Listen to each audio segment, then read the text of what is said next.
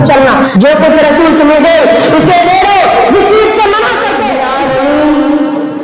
والصلاة والسلام على سيد الأنبياء والمرسلين وعلى آله وأصحابه أجمعين. أما بعد, وقال الله تعالى: أعوذ بالله من الشيطان الرجيم.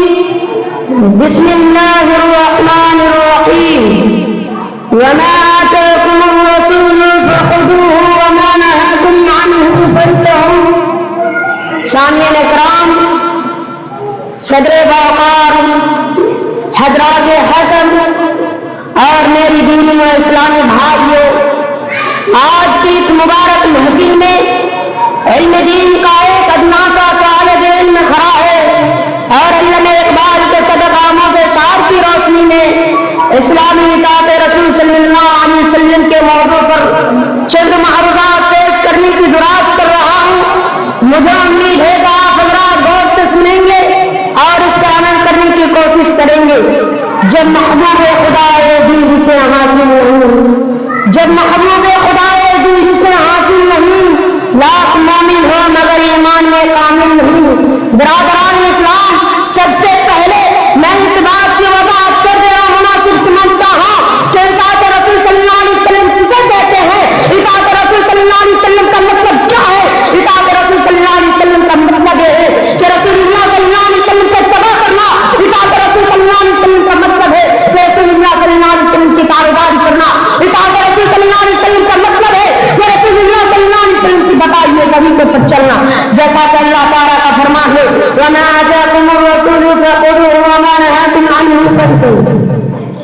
جو کچھ رسول تمہیں دے اسے دے دو, جس چیز سے منع کر دے اسے رکھاؤ.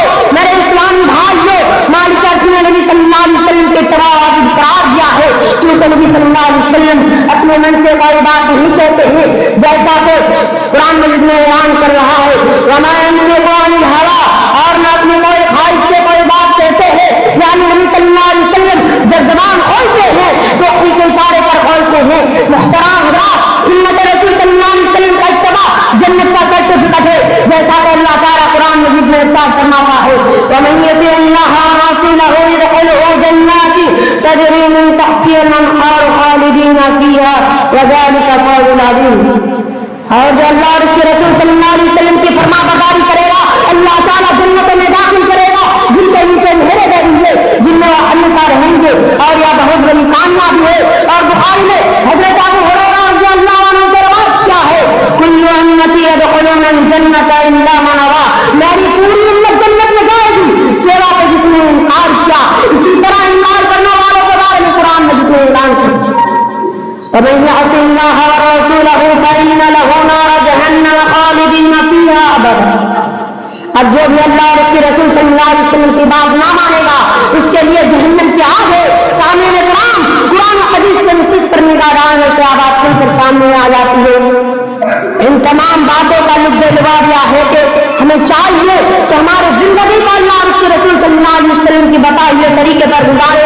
آخر میں اللہ رب العالمین سے دعا ہے کہ ہمیں اتباع سنت کو سمجھنے اور اس پر عمل کرنے کی توفیق دے. السلام علیکم ورحمۃ اللہ وبرکاتہ.